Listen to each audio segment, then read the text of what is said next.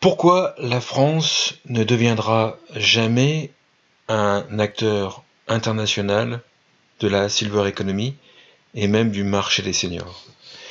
Bien sûr, ce titre est un peu provocateur, mais si vous écoutez cette chronique jusqu'au bout, vous allez comprendre qu'elle est quand même assez juste.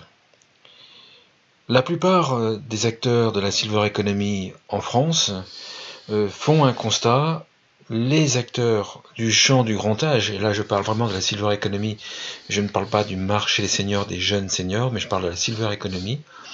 La plupart des acteurs travaillent en silo. Vous avez les services à la personne d'un côté, les EHPAD de l'autre, les financeurs de l'autre, les infirmiers de l'autre. Et chacun des acteurs travaille plutôt avec son propre timing, avec ses propres objectifs, avec ses propres financements, ses propres contraintes. Bien sûr, il y a des passerelles et des communs entre les différents acteurs, mais d'une manière générale, les acteurs travaillent en silo. Et on ne compte plus les conférences qui regroupent ces différents acteurs, et chacun des acteurs dit qu'il faut travailler ensemble et arrêter de travailler en silo. Vous avez même des départements en France qui essayent depuis plus de 10 ans à fédérer les différents acteurs qui interviennent au domicile de la personne âgée. C'est très difficile car les acteurs ont des intérêts différents, des objectifs différents, des métiers différents, des cultures différentes. Et sur le territoire, dans les territoires, au niveau local, je rajouterais qu'il y a des dirigeants de groupes, d'organismes, même des politiques, qui sont très dans l'ego, qui ont des caractères très forts et qui freinent des quatre fers pour pouvoir faire en sorte que les acteurs puissent se regrouper, voire travailler en silo.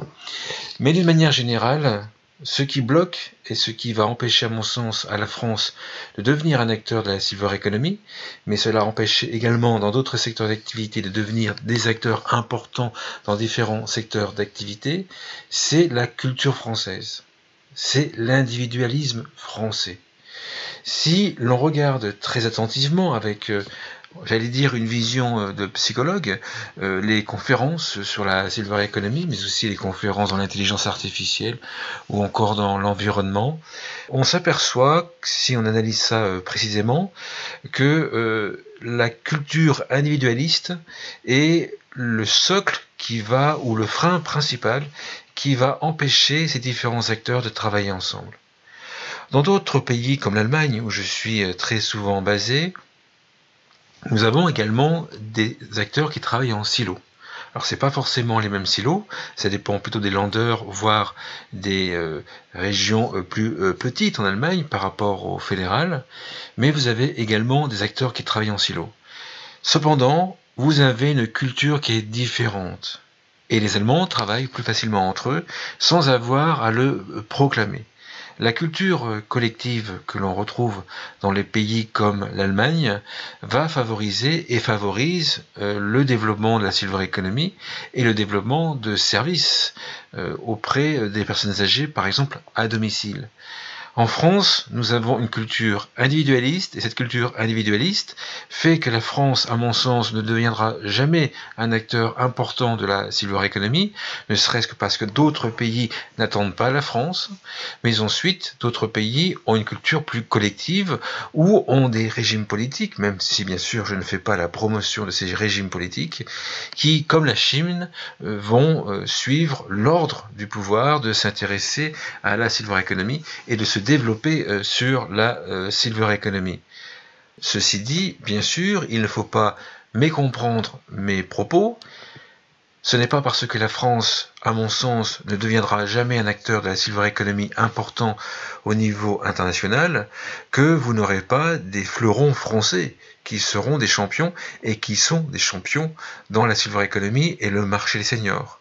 On peut citer par exemple Sodexo, qui est un acteur très important des services à la personne et du médico-social dans le monde, avec notamment une branche senior complète.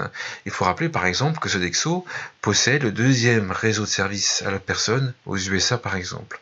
O2 a des ambitions également importantes au niveau mondial, et on peut également citer par exemple le secteur des EHPAD, où la France possède bien sûr des avantages qui sont indéniables.